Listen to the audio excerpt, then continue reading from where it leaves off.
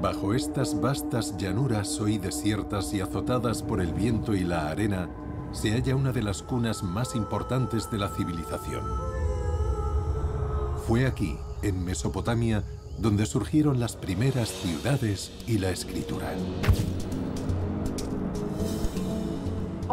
Toda la historia de Oriente Próximo se origina en la Baja Mesopotamia.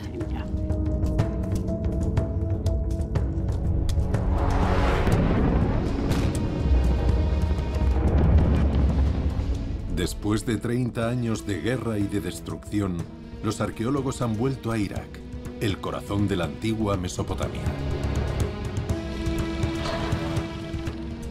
Todavía quedan maravillas por desvelar.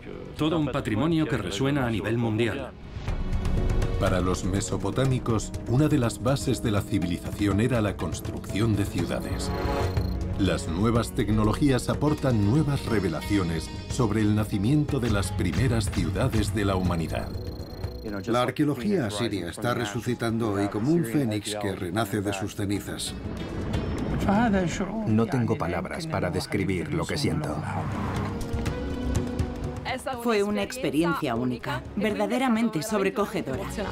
En un país en plena reconstrucción se escribe un nuevo capítulo de la historia. Es un auténtico sueño hecho realidad.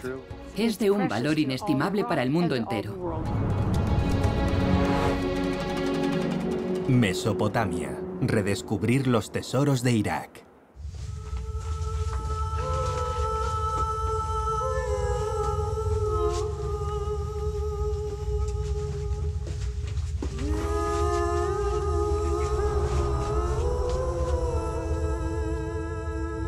A mediados del siglo XIX, en el corazón del Imperio Otomano, los arqueólogos europeos descubren las primeras huellas de las civilizaciones mesopotámicas.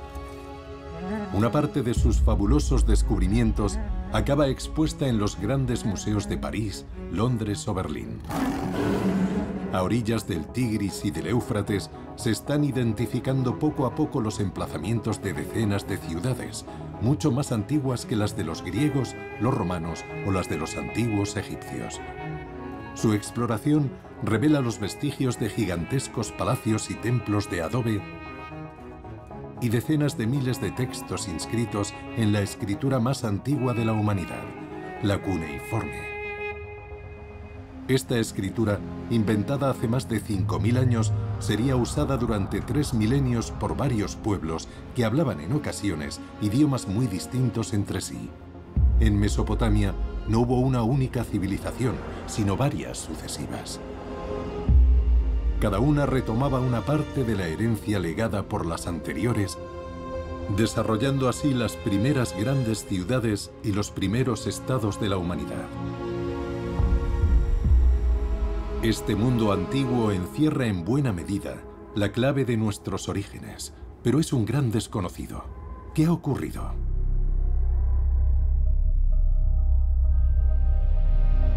El corazón de la antigua Mesopotamia es el actual Irak. Un país devastado por toda una serie de conflictos que han culminado con la ocupación del norte del territorio a manos de los fanáticos del Estado Islámico. La violencia de estas guerras ha frenado en seco la investigación arqueológica, propiciando además una ola de saqueos por todo el país. En Mosul, las destrucciones escenificadas para escandalizar a la comunidad internacional le han recordado al mundo de repente el valor inestimable de este excepcional patrimonio. Fue aquí, en el Museo de Mosul, donde el Estado Islámico vandalizó algunas de las obras maestras de la civilización asiria.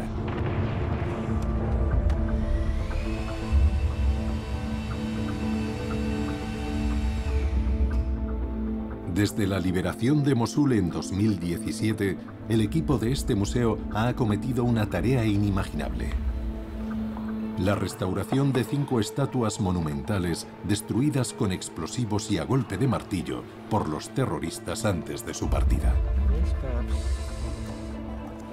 Luchamos contra el tiempo. Hacemos todo lo posible por remontar el curso del tiempo, para restaurar estas piezas y devolverles la vida, y de paso devolvérsela a este museo. Conmovido por la resiliencia de los iraquíes, el Museo del Louvre en Francia ha enviado a un equipo de restauradores para ayudarles a llevar a cabo este increíble proyecto. El Museo del Louvre nos encomendó la formación de un equipo de restauradores acostumbrados a trabajar en esta clase de problemas, a resolver puzzles de grandes dimensiones. La idea era acudir a Mosul con frecuencia para formar y acompañar al equipo del museo. Para los iraquíes, esta reconstrucción es ante todo un trabajo de memoria. Por eso, para que nadie olvide lo que les sucedió, las obras se restauran conservando las huellas de la violencia que estuvo a punto de aniquilarlas. La situación del Museo de Mosul es un caso emblemático. Pero ¿qué hacer ante la magnitud de los estragos causados en muchos de los más importantes yacimientos arqueológicos? La violencia de la agresión que había padecido el patrimonio iraquí despertó un movimiento de solidaridad de una magnitud sin precedentes. Unos 50 equipos de arqueólogos procedentes de todo el mundo se han puesto manos a la obra desde 2019 en todos los grandes yacimientos del país para tratar de salvar todo lo posible. La región de Mosul es especialmente sensible, ya que es aquí donde se han descubierto los principales yacimientos de una de las últimas civilizaciones mesopotámicas, la de los asirios. En el primer milenio antes de nuestra era, los reyes asirios dominaron el conjunto del creciente fértil durante cerca de 5 siglos. Estos reyes guerreros disponían de recursos ilimitados y también eran grandes constructores. En menos de 3 siglos, dotaron a su imperio de 3 nuevas capitales sucesivas, entre ellas Nínive, la última capital de los asirios, descrita en la Biblia como una megalópolis gigantesca, riquísima y cosmopolita. Situada justo enfrente de Mosul, esta ciudad legendaria fue descubierta a mediados del siglo XIX por unos arqueólogos británicos. Sus excavaciones sacaron a la luz un inmenso palacio cuyos muros estaban decorados con 3 kilómetros de frisos en bajorrelieve. Ilustraban las conquistas del rey Senaquerib, que dirigió el imperio asirio hacia el año 700 antes de nuestra era.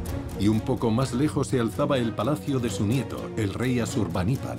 Ahí se descubrieron cerca de 30.000 textos en cuneiforme que constituyen una de las principales bases de nuestro conocimiento de Mesopotamia. Durante cerca de un siglo, los arqueólogos acudieron con regularidad a inspeccionar la colina principal del yacimiento. Pero esta ciudadela tan solo representaba una ínfima porción de la antigua ciudad. Las ruinas de su muralla de 12 kilómetros de largo delimitan hoy un recinto de más de 7 kilómetros cuadrados, todavía mayormente inexplorados. En este singular yacimiento, varios equipos de arqueólogos han respondido al llamamiento de las autoridades iraquíes. Su misión es doble: tratar de reparar los destrozos causados por el Estado Islámico y acometer con urgencia la exploración de los vestigios desconocidos de Nínive, para entender mejor la organización de esta megalópolis antigua. Desde el año 2018, un equipo italo-iraquí dirigido por el arqueólogo Niccolò Marchetti se muestra especialmente activo en todos estos frentes a la vez. Son conscientes de la terrible amenaza que todavía se cierne sobre el yacimiento. En el siglo XIX, Mosul era una pequeña ciudad situada al oeste de Nínive. En las últimas décadas, el desarrollo urbano se ha intensificado alrededor del yacimiento. La ciudad ha penetrado incluso en su interior, condenando definitivamente cerca de 1/3 de su superficie. De los 4 millones de habitantes con los que cuenta hoy Mosul, 900.000 han perdido su hogar durante la guerra y tratan de realojarse en un frenesí de reconstrucción que caracteriza todo el país. ¿Cómo preservar este excepcional yacimiento y todo lo que le queda por revelar a las generaciones venideras? Para proteger Nínive de la presión urbana, Niccolò Marchetti y la Universidad de Bolonia han propuesto a las autoridades de Irak aunar sus fuerzas en un ambicioso proyecto: convertir el yacimiento en un parque arqueológico que podría constituir un importante polo de atracción turística para Mosul. El equipo ha iniciado su labor con la restauración de una de las puertas de la antigua ciudad que era motivo de orgullo para los habitantes de Mosul antes de ser arrasada por el Estado Islámico en 2014. Es la puerta de Hadad, así llamada por el dios del trueno de los asirios. Tras despejar la tierra y la grava acumuladas, una excelente sorpresa aguardaba a los arqueólogos. El arco de adobe de 10 metros de alto por el que el rey Senaquerib penetraba en su capital se mantenía en pie.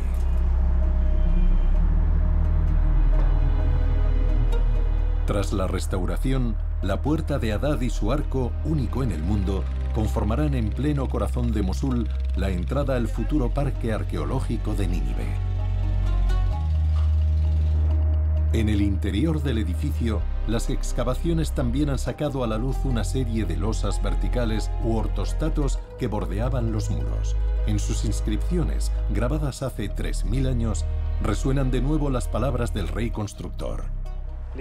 Esta inscripción dice: Yo, Senaquerib, rey de Asiria, rey de las 4 partes del mundo, he construido las murallas de Nínive y les he puesto por nombre el terror de mis enemigos.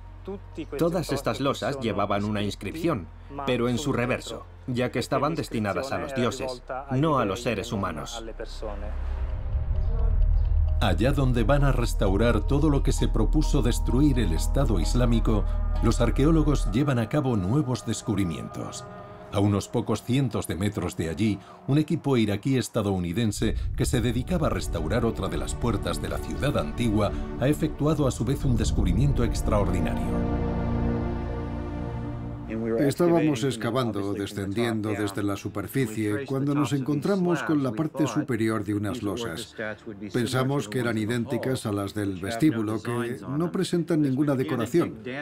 Pero con la iluminación adecuada reparamos en varias losas decoradas con motivos que representaban un paisaje montañoso. Primero pensamos que era cosa de nuestra imaginación. Pero según bajábamos, cada palada de tierra que extraíamos nos descubría unos relieves en un estado de conservación increíble y que seguramente fueron realizados para el palacio de Senaquerib.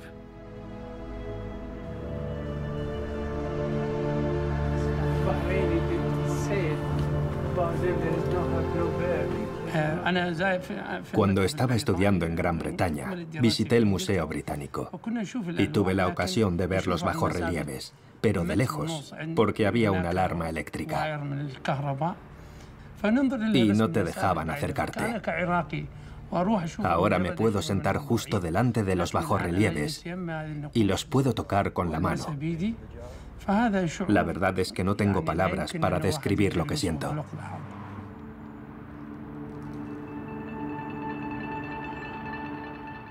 Como arqueólogo, nunca me imaginé que un día iba a descubrir unos bajorrelieves asirios, y mucho menos los de Senaquerib. La arqueología asiria está resucitando hoy, como un fénix que renace de sus cenizas.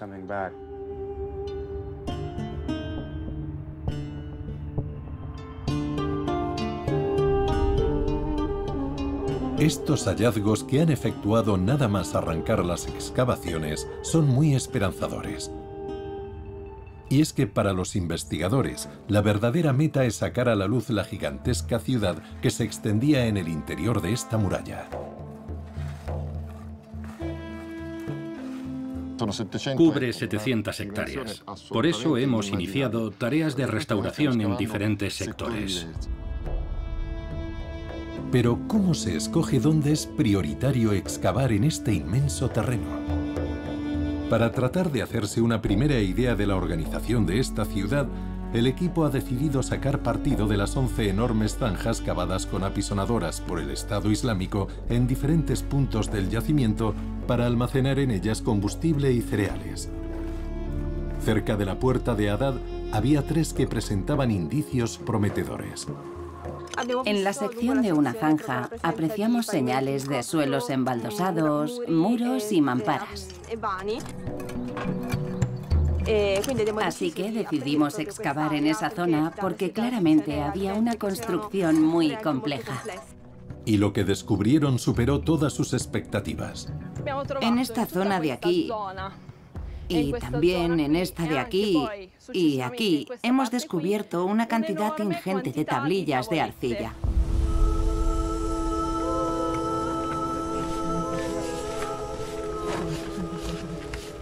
Fue realmente una experiencia única, un momento de euforia, porque una se puede pasar toda su vida de arqueóloga sin descubrir un solo archivo. No es algo que ocurra todos los días, así que imagínate, dar con una biblioteca entera. Fue sobrecogedor.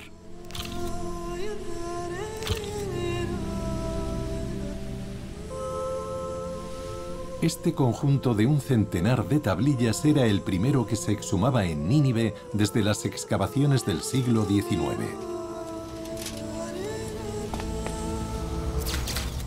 Y la naturaleza de estos documentos no es menos excepcional. No son documentos administrativos, sino textos científicos, literarios, religiosos, mágicos. Lo más extraordinario de todo es que la mayoría no son copias, sino textos únicos, nuevos, compuestos en los últimos años del Imperio Asirio. Mientras estudian todos esos textos originales, los últimos descubrimientos ya han arrojado luz sobre la naturaleza del edificio en el que fueron encontrados. Hoy pensamos que este lugar era un scriptorium. Era el lugar en el que se llevaba a cabo el grabado de las tablillas.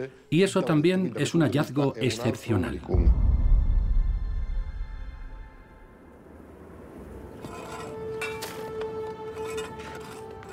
Pero eso no es todo. Un poco más lejos, en la muralla, las excavaciones han revelado otra magnífica obra completamente desconocida hasta la fecha. Un amplio canal de piedra labrada que atravesaba de un extremo al otro esta muralla de más de 30 metros de ancho para transportar agua hasta la ciudad.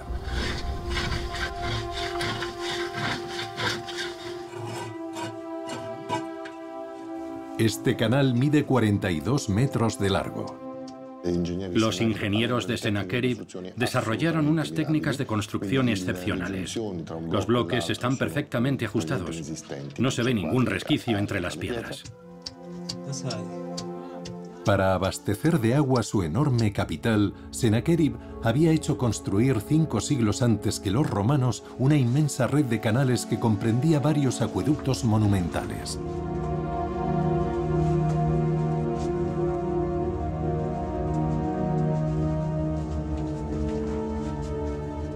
Estamos recopilando mucha información. Hasta el momento solo conocíamos los palacios de la ciudadela, pero ahora nos hacemos una idea de la organización de la ciudad. A pesar de la destrucción que ha sufrido, Nínive promete ser una fabulosa fuente de hallazgos en las décadas venideras. Tiene mucho que enseñarnos sobre el sorprendente grado de sofisticación que alcanzaría el urbanismo mesopotámico en sus últimos desarrollos. En una época en la que Roma apenas acababa de ser fundada, los reyes de Asiria ya hacían edificar inmensas capitales planificadas por brillantes arquitectos e ingenieros. Decenas de miles de artesanos y obreros fueron movilizados, en ocasiones deportados desde los confines del imperio para poner en pie estas impresionantes ciudades. Pero ¿cómo hicieron los asirios para desarrollar una técnica semejante en materia de urbanismo? Y sobre todo, ¿de dónde sacaron ese dominio del agua? Un recurso esencial que hay que saber domar y canalizar cuando se planea edificar una gran ciudad. Para comprender cómo heredaron los asirios su prodigioso dominio de la ingeniería civil, hay que remontarse en el tiempo, como los arqueólogos, y estudiar desde la capa más antigua hasta la más reciente. Hay que poder explorar los vestigios de las antiguas ciudades mesopotámicas que en ocasiones fueron construidas más de 2000 años antes que las de los asirios. En el sur de Irak se encuentran otros grandes yacimientos arqueológicos mucho más antiguos y enigmáticos, los de la civilización sumeria. Allí, no lejos del mar, en las inmediaciones de 2 ríos, el Tigris y el Éufrates, los sumerios construyeron las primeras ciudades hace más de 5000 años. Su hallazgo, que tuvo lugar después del de los yacimientos asirios, supuso un segundo terremoto para la arqueología del siglo XIX. La escala de las instalaciones urbanas que desenterraron en las arenas planteaba nuevos interrogantes sobre el origen de las ciudades. ¿Cómo evocaban los propios mesopotámicos eso que los especialistas definen hoy como una auténtica revolución urbana? Un texto habla de un ser mitad hombre, mitad pez, que sale del mar para enseñarles a los hombres todos los elementos de la civilización. Y uno de esos elementos es el hecho de saber construir ciudades. De repente se produce un salto. En un momento dado ocurre algo que lo cambia todo, y las aldeas empiezan a crecer y a convertirse en ciudades. El surgimiento de las primeras grandes ciudades se acompaña unos siglos más tarde con la aparición del primer sistema de escritura, el cuneiforme. El desarrollo urbano y el peso del comercio y los intercambios están directamente ligados a la necesidad de comunicarse por escrito. Y así nació la escritura en el corazón de las primeras ciudades. Y gracias a esos textos escritos en cuneiforme es como hemos podido acceder a parte de la historia de algunas ciudades de Sumeria. Es el caso de la ciudad de Larsa, identificada ya en el siglo XIX gracias a las tablillas que se encontraron en su superficie.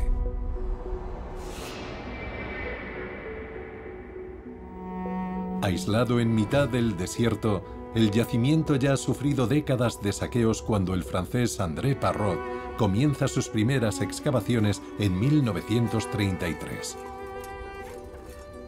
Allí descubre los vestigios de una de las puertas de la ciudad y los de un vasto palacio. Los primeros objetos que confía al Louvre son testimonios del periodo de auge de Larsa, hace más de 4000 años. Más tarde, en 1960, los arqueólogos desvelan un enorme edificio de más de 300 metros de largo que dominaba la ciudad. Un gran templo dedicado al dios del sol y de la justicia, Shamash. En Mesopotamia, los templos no son lugares para la oración. Son las moradas en las que reside la divinidad. Tiene una habitación para dormir y una sala de banquetes donde come. Una de las características de la religión mesopotámica es ese aspecto tan concreto del culto. La envergadura de este monumento apunta al papel central que desempeñaron los templos en la creación de las primeras ciudades sumerias. Cada una de ellas se concebía antes que nada como el lugar de residencia de una deidad. Cada ciudad tiene una divinidad principal. Si nos fijamos en el plano de las ciudades, el santuario de la divinidad principal se sitúa siempre en el centro. Cuanto más crecían las ciudades, mayores eran los santuarios. Los dos fenómenos se reforzaron mutuamente. En 1985, el análisis de una serie de fotografías aéreas de la zona permite vislumbrar las verdaderas dimensiones de la ciudad de Larsa. Desvelan debajo de la superficie las huellas de decenas de construcciones. Forman un esbozo del plano de la ciudad atravesado por los grandes ejes que parecen estructurar el conjunto. Había unas grandes marcas blancas surcando una buena porción de la zona. Algunos pensaban que debía de ser el trazado de unas calles anchas o unas avenidas, y otros creían que a lo mejor eran unos canales. Pero justo cuando parecía que ese descubrimiento permitiría entender mejor la organización urbana de una ciudad sumeria, toda la región se sumió en la guerra. El conflicto con Irán y las dos guerras del Golfo impidieron acceder al terreno durante 30 años y el yacimiento quedó abandonado a merced de los saqueadores. En 2019, Regis Vallée puede regresar por fin a Larsa, donde había comenzado su carrera de joven arqueólogo. Esta vez su equipo contará con nuevas tecnologías mejor adaptadas a las dimensiones del lugar para poder explorar a fondo la evolución de una de las primeras ciudades de la humanidad. Pero los arqueólogos no saben en qué estado se van a encontrar el yacimiento y cuál ha sido la magnitud de los saqueos. Mathilde Murat es una arqueóloga experta en los conflictos y ha llevado a cabo una investigación en base a las imágenes de drones y satélites. Cada uno de estos pequeños elementos en los que se ve una zona clara en el centro y un halo de sedimento más oscuro a su alrededor es un punto que ha sido saqueado. Este trabajo les ha permitido generar unos mapas de densidad de los saqueos por épocas. Esta capa es de 2010 y aquí se superpone a la de 2019. Se ve que los saqueos no cesaron en la zona, que ya había sido identificada como muy rica y proclive a los saqueos. Solo en 2010 hemos detectado 1.841 excavaciones y entre 2010 y 2019 se produjeron 400 excavaciones adicionales. Puede parecer mucho, pero el área mide 200 hectáreas. Es más, este mismo año hemos descubierto que la superficie era aún mayor si cabe, porque se extiende hacia el norte. Además, el yacimiento se ve periódicamente cubierto de arena arrastrada por los vientos del desierto. Pero el análisis de las distintas imágenes obtenidas por los satélites disponibles nos proporciona hoy una abundancia de pistas nuevas sobre la organización del tejido urbano de Larsa. Esta nueva herramienta les ha permitido detectar de manera no invasiva lo que se esconde debajo de la arena. Las imágenes de los satélites Corona y Hexagon son un poco más reveladoras. Se aprecia una serie de huellas inconfundibles. Todas esas huellas han sido estudiadas en detalle y las hipótesis a las que han dado fundamento han sido materializadas gráficamente en los mapas. Aquí se pueden ver unos edificios, parece que son calles, y aquí la muralla. Esta muralla había sido hasta la fecha uno de los grandes enigmas de Larsa. La muralla está documentada en los textos de la época, pero no quedaba casi ninguna huella en toda la zona, lo que no dejaba de ser sorprendente. Una serie de análisis geomagnéticos llevados a cabo por Lionel Darras ha permitido obtener por primera vez una imagen del trazado de la muralla de la ciudad en el segundo milenio antes de nuestra era.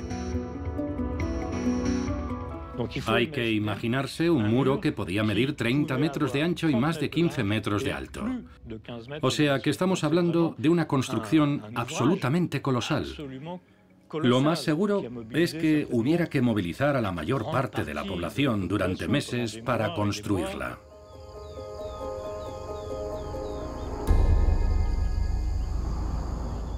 Una ciudad es un lugar enclaustrado detrás de una muralla. Y las murallas principalmente desempeñan una función defensiva.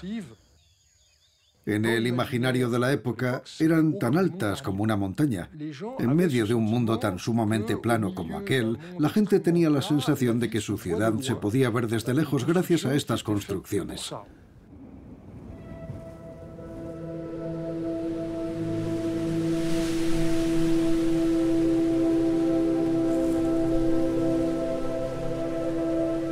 Para profundizar en la investigación, se ha llevado a cabo un estudio sistemático de la inmensa cantidad de fragmentos presentes en la superficie del yacimiento.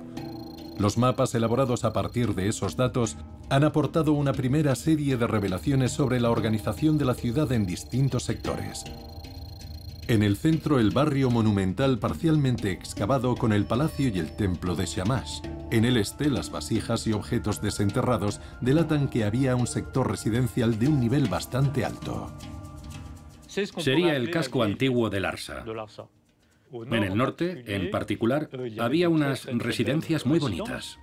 En el noroeste, las trazas de canales de riego y los restos de aperos agrícolas sugieren la existencia de tierras cultivadas. Este sector ocupa un 10% de la superficie de la ciudad. Es algo que nos ha sorprendido, porque no pensábamos que una parte tan importante de la ciudad pudiera estar totalmente destinada a la producción agrícola. Y en el sur, las trazas de hornos, de conchas y de piedras preciosas revelan la presencia de un barrio de artesanos. El sector industrial y toda su producción tendían a estar centralizados aquí, en el sur de la ciudad. Así pues, en los albores del segundo milenio, el desarrollo de estas ciudades sumerias ya conllevaba su organización por barrios con funciones claramente especializadas. Pero eso no es todo. El equipo de Regis Vallée ha podido responder a una pregunta fundamental que planteaba el lugar. Y lo que han descubierto los ha dejado totalmente deslumbrados. La gran pregunta es cómo, en el segundo milenio, se pudieron dar aquí unas formaciones urbanas tan importantes, teniendo en cuenta que en estas latitudes la disponibilidad de un volumen suficiente de agua era vital. El primer indicio surgió en los años 30, con el estudio geofísico de la puerta monumental de la ciudad por parte de André Parrot. Esta estructura se adentraba mucho más allá en el interior de la ciudad, hacia el oeste, a lo largo de casi 90 metros.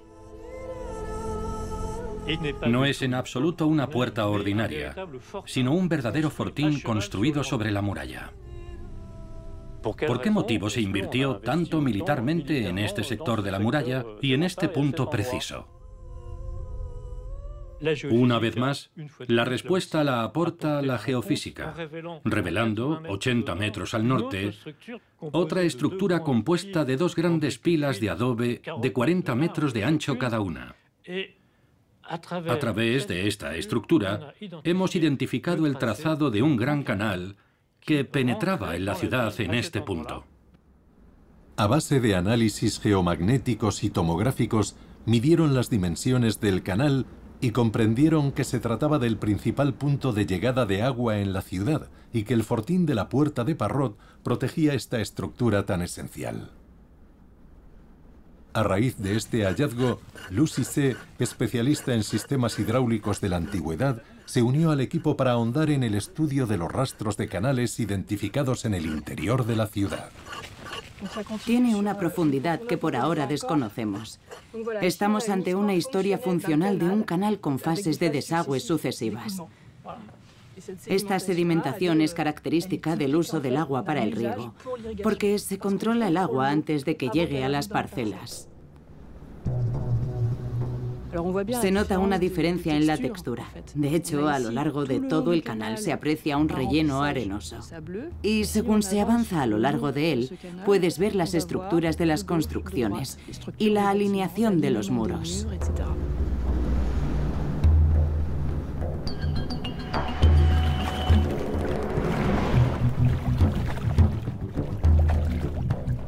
Es la primera vez que se cartografía la totalidad de la red hidrográfica de una ciudad mesopotámica del segundo milenio.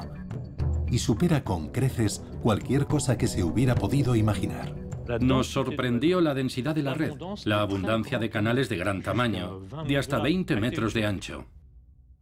Hablando con unos compañeros, uno me dijo que sí creía que había encontrado una Venecia en medio de Irak.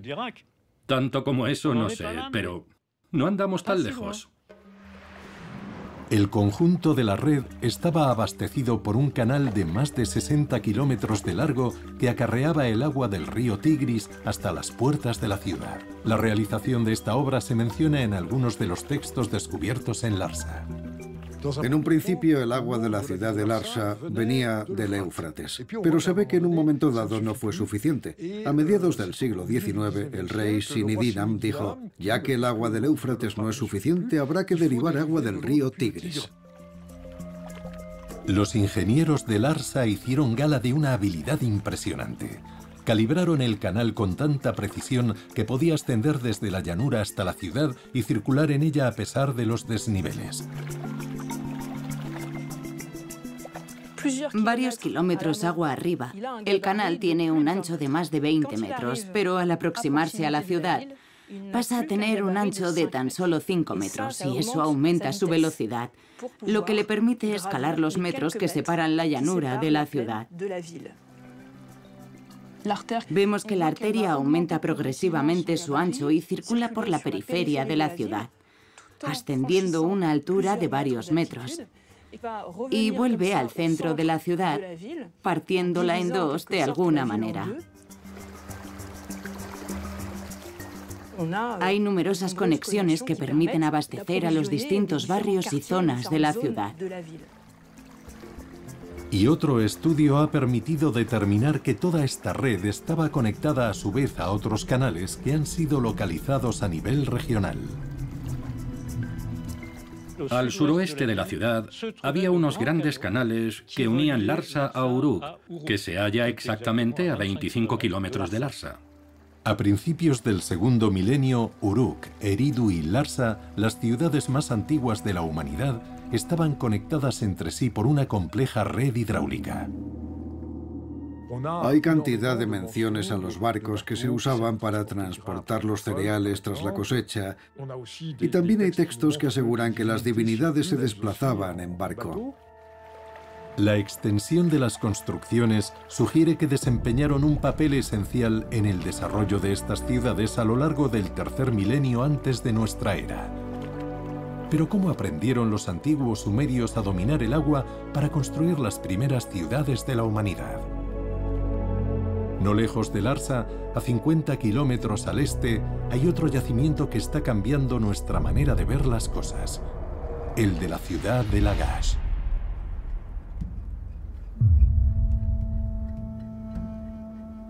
Lagash conoció su apogeo hace 5.000 años, es decir, 400 años antes que la ciudad de Larsa. Ahí, un equipo de arqueólogos iraquíes y estadounidenses ha hecho una serie de descubrimientos que están revolucionando lo que sabemos del origen de las primeras ciudades. Dirige la excavación Holly Pittman, de la Universidad de Pensilvania. Es uno de los yacimientos más grandes, por no decir que el más grande, en el tercer milenio antes de Cristo, en el sur de Mesopotamia, 4 kilómetros de largo por 2 kilómetros de ancho. Es absolutamente fantástico, porque nos permite acceder a un periodo que es el de la aparición de las ciudades y de los primeros estados.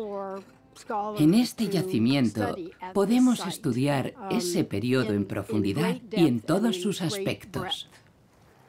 Fue el antiguo profesor de Holly Pittman, el arqueólogo Donald Hansen, quien dirigió las primeras excavaciones entre 1968 y 1990. Al descubrir el yacimiento, Holly Pittman fue inmediatamente sensible a su particular atmósfera. Toda la historia de Oriente Próximo se origina en la Baja Mesopotamia.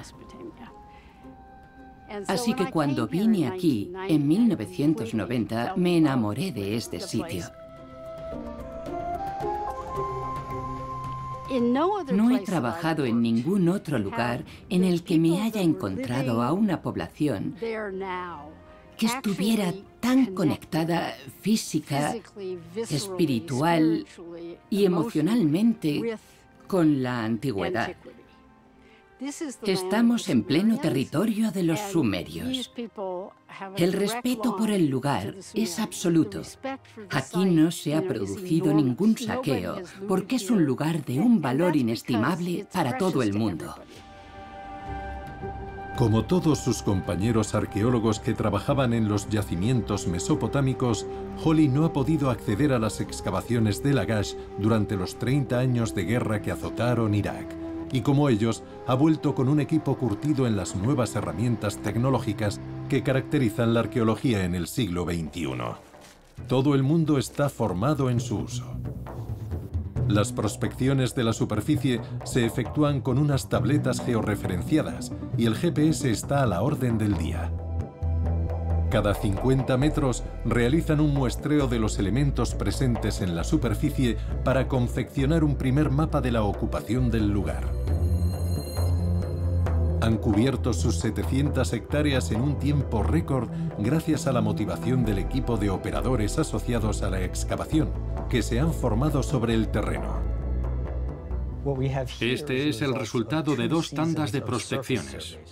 En primavera, cubrieron el 60% de la superficie del yacimiento y en otoño rematarán la faena.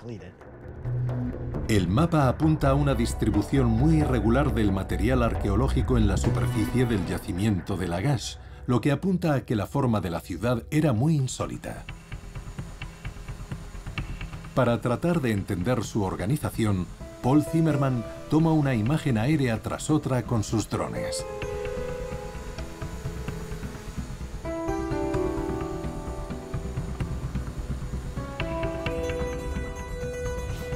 Aquí, aquí. Y aquí. Y aquí se aprecian calles y también vestigios de edificios entre ellas. Es una zona interesante porque tiene un plano muy regular. Casi recuerda la distribución por bloques de una ciudad moderna, lo cual es insólito e inesperado.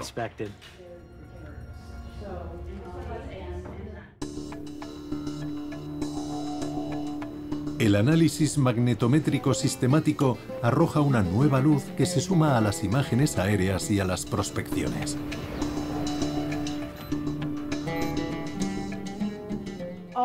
Todos los yacimientos de la Baja Mesopotamia son muy sensibles a la magnetometría. Actualmente, nuestro reto es interpretar las señales reveladas por el magnetómetro o las imágenes aéreas. Hay toda una nueva gramática visual que los arqueólogos están aprendiendo a dominar.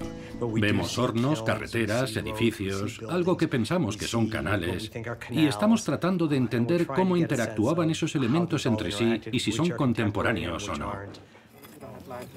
Todas las fases del proyecto se registran en 3 dimensiones e inmediatamente son archivadas en una inmensa base de datos geográficos. Poco a poco cobra forma un auténtico barrio industrial, enteramente dedicado a la alfarería. Es la primera vez que los arqueólogos hallan unas instalaciones de este tamaño en el tercer milenio. Estamos ante una inmensa actividad artesanal. Aquí se llevaban a cabo todas las etapas de la producción de cerámica, con numerosos hornos y otras instalaciones ligadas a esa producción.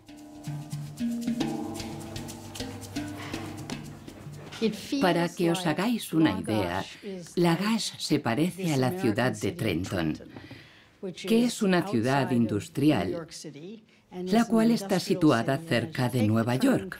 Cuando coges el tren de Nueva York a Filadelfia o a Washington, pasas por debajo de un puente en el que pone «Trenton lo fabrica y el mundo lo utiliza». Y pienso que Lagash era ese tipo de centro industrial. Pero el yacimiento tiene otra peculiaridad que ha conducido al descubrimiento de algo que podría cambiar por completo nuestra visión del nacimiento de las ciudades. Lagash está bordeada de antiguas zonas pantanosas, hoy desecadas en parte, pero que todavía conocen una transformación espectacular en cuanto reciben una cantidad suficiente de precipitaciones. El ecosistema cambia de la noche a la mañana. Con el agua suficiente, todo se transforma. Aparece un gran lago de un azul muy puro. Hay ranas, tortugas, un montón de peces y pájaros que vienen de todas partes. El lugar es el mismo, pero los sonidos y los olores son muy diferentes. Cobran una nueva vida. Hasta hace unos 100 años aproximadamente, los pantanos se extendían también en el sur.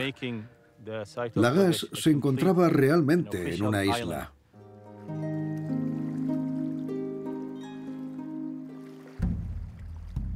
Explorando la hipótesis de que este pasado reciente podría reflejar las condiciones que reinaban aquí en la antigüedad, Reed Goodman acometió desde un principio una serie de extracciones geológicas que aún prosigue a día de hoy. Hemos sondeado distintos puntos de la zona para hacernos una idea del entorno de la ciudad antigua. Había cieno, había arcilla y arena. El color nos puede indicar si era una marisma o un terreno agrícola. En el primer metro encontramos un suelo arenoso, terroso, removido. Y un metro más abajo se nota una clara transición hacia una capa de cieno, señal de que es una capa más antigua. Típicamente, cuando ves estas arenas negras y cenagosas, quiere decir que había una marisma. A raíz de esos primeros resultados, se efectuó una simulación de una inundación en base a la topografía actual del lugar. Les permitió entender inmediatamente la forma de la ciudad, revelada por las prospecciones de la superficie. Aquí hemos encontrado en la superficie una gran cantidad de conchas de moluscos que viven en las marismas, o sea, que era una zona que se inundaba con frecuencia. En esta ciudad, la gente debía de desplazarse en barco, tanto como a pie o en burro.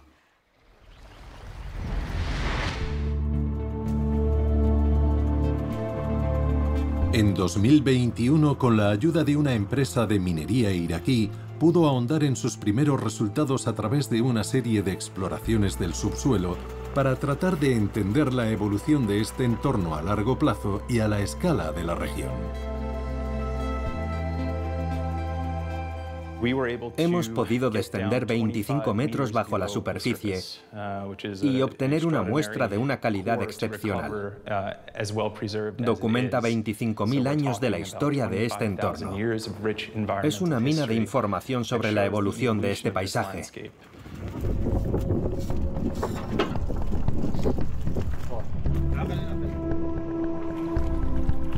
La primera sorpresa tuvo que ver con el periodo que precedió al nacimiento de la ciudad. Se aprecian señales de un entorno marino en el propio yacimiento. Se ve que toda la zona fue un mar poco profundo hasta el cuarto milenio. Pero cuanto más avanzamos en ese cuarto milenio, más vemos cómo se retira el mar, liberando nuevas tierras cultivables, que es cuando se desarrollan rápidamente los primeros asentamientos en toda la zona.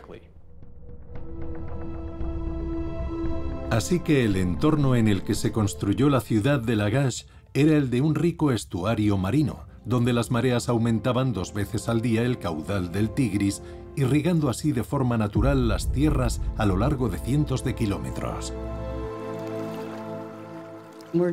Solo hemos empezado a comprenderlo, pero entre los investigadores y en los ambientes académicos, nadie duda de que la situación en un entorno húmedo desempeñó un papel fundamental en el desarrollo de las primeras ciudades.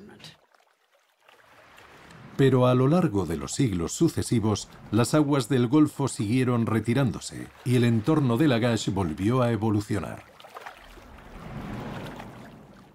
En esta muestra, si os fijáis, se percibe claramente la transición de un lodo gris a otro marrón. Uno apunta a la presencia de un estuario marino y el otro a una llanura aluvial. El entorno de Lagash deja pues de ser un delta y ahora está dominado por el curso del río. A lo largo del tercer milenio, la desaparición progresiva de los recursos de las marismas hace necesario desarrollar una agricultura cerealista.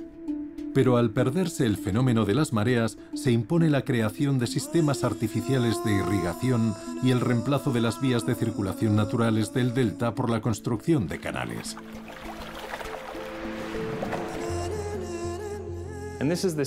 Los textos de esa era hablan de la construcción de canales por los reyes de Lagash y de la importancia de la irrigación para preservar la grandeza del reino, de la ciudad y de sus dioses y diosas. Estos descubrimientos sugieren que la agricultura no habría sido, como se pensaba, el punto de partida del fenómeno urbano.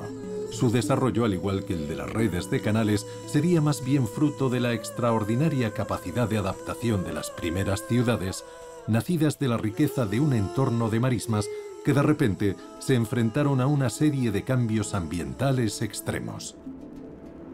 Estamos en los inicios de una nueva manera de concebir el nacimiento de las ciudades en la región.